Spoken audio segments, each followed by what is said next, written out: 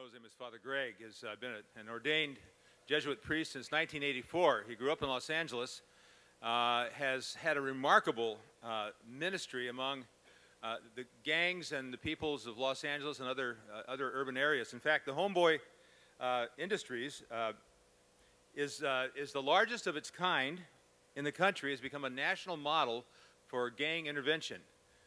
This man has served as a chaplain in two prisons, one in Mexico, penal colony, and also in Folsom Prison. He is a man that I treasure, just watching him do what he does. He's a real gift to the Church of Christ and a real friend of Westmont. And Greg, he got up early, he braved the traffic, and he's here, and we welcome you in the name of Christ.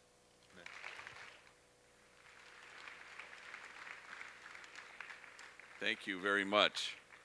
Testing, testing. It's a real privilege to be with all of you, as always, in the times I've been here in the past. Ben called me months ago and said, "Greg, do you believe in free speech?" I said, "Sure." He says, "Good, you're going to give one on October 26th, which I'm happy to do. In my office once, I remember that a homie named Gus was working our switchboard. We have 400 employees there. We have 12,000 gang members who walk through our doors every year from 800 different gangs.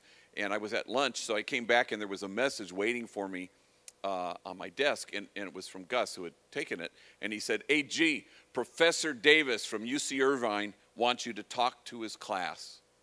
And then in very kind of ominous capital letters, he writes, "You will be constipated." And of course, I rushed to Gus because I feared that he had the power to predict my future. And I was relieved to discover that Professor Davis had in fact said, "You will be compensated." So phew, that was a close call. You know, the homies, they kind of turn and twist words, and I'll be honest with you, 9 times out of 10, I prefer their mangled versions. A homie named Grumpy, big, huge guy, was about 6'4". God had forgotten to give him a neck, apparently. He was just a huge guy. And he was telling me this very long, involved story. And when he got to the surprising turn in the story, instead of saying, "And lo and behold," he said, "And holy befold." That's what he thought the expression was, holy befold. Well, there is no such word as befold. You know, I looked it up, I Googled it. There's befall, which means happens, and there's unfold, which is right before your eyes, and that is our experience of holiness anyway. Unfolding right before our eyes, happening now. And holy befold, pretty good. The homies teach me a lot of things. You know, lately they've been teaching me texting. That was it's been sort of a new thing to me. I'm endlessly texting, not on the freeway, of course, but I'm texting. And, you know, OMG and LOL and BTW. And there's a new one they taught me, OHN, which apparently stands for, "Oh, hell no."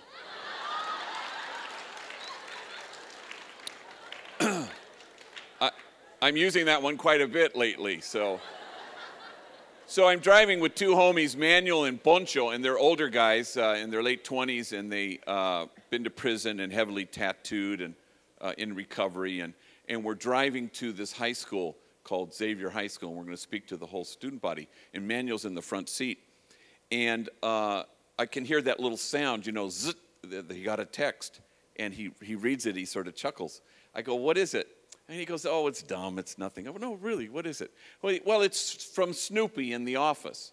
Well, we just left Snoopy 15 minutes before, and the 2 of them work together in the clock-in room. And again, with 400 employees, that's a kind of a daunting job to clock everybody in and out for lunch and et cetera. And I said, "Well, what's it say?" Oh, he rolls his eyes and he goes, "Hey, dog, it's me, Snoops. Yeah, they got my ass locked up at county jail. They're charging me with being the ugliest vato in America. You got to come down right now. Show them they got the wrong guy."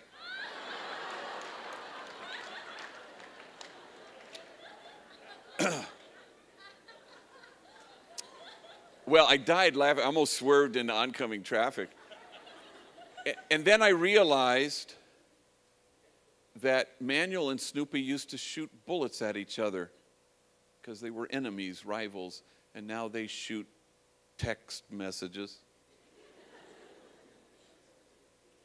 And that's exactly what God had in mind.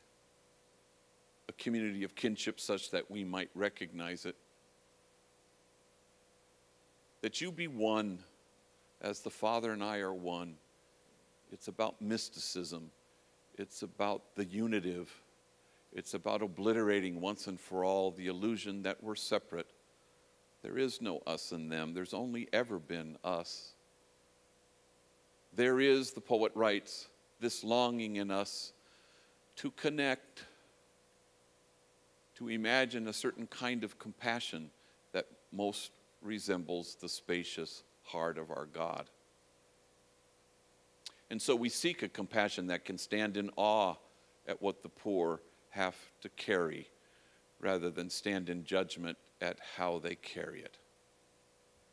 So the true measure of our compassion lies not in our service of those on the margins, but in our willingness to see ourselves in kinship with them. On that same trip to the high school, we're driving, and I was going to give kind of the opening half hour, and then Manuel and Poncho were going to give a kind of little 5-minute, 10-minute testimony of their life before we entertained questions. And I kind of said, you know, don't glorify the whole gang thing, because this comes up every once in a while. Don't glamorize it. Don't romanticize it. Don't be telling this group of high school students that, you know, join a gang, see the world. That's what I thought when I was a kid. I know you don't think that now, but don't even go there, you know, because everybody thinks kids are drawn or attracted to gangs. It's impossible, I'm telling them. No hopeful kid has ever joined a gang in the history of the world. In fact, kids are never seeking anything when they join a gang. They're always fleeing something. And that's the truth. So we get into this packed gym like this, and the whole student body is there, and I speak. And then I sit down, and Poncho's the first one up. And Poncho starts to give the bare bones of his story.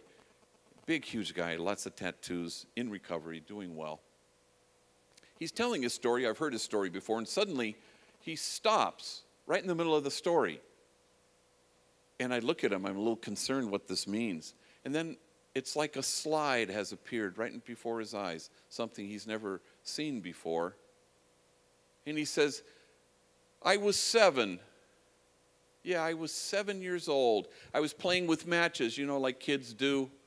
And my mom, she got mad at me. So she grabbed me by the hand. She dragged me into the kitchen. She turned the stove top on. You know that coil that gets red hot?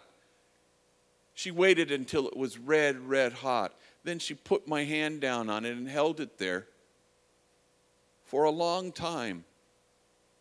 Well, the whole gym goes, huh. And then he says, all I remember is I woke up that night, I was asleep on the floor in the bathroom, my hand in the toilet water, trying to get some relief because my hand was all pussy and burned. And again, this high school crowd took in air. And then he looked at everybody and he said, that's why I joined a gang. And he didn't know that until that moment. In the gospel, Jesus sees Bartimaeus, who's blind, and he says, what do you want me to do for you? And it feels like a ridiculous question. We know what he needs. He's blind. And Bartimaeus says, I want to see. Jesus knows what he needs, but somehow we don't get sight until we say, I want to see. And so with Jesus, we imagine a circle of compassion, and then we imagine nobody standing outside of it. And there's only one thing left to do, and that's to stand with the folks on the margins and to stand with those whose burdens are more than they can bear. To stand with the poor and the powerless and the voiceless. To situate ourselves exactly with the easily despised and the readily left out. To stand, in fact, with the demonized, so that the demonizing will stop. To stand with the disposable, so that the day will come when we stop throwing people away.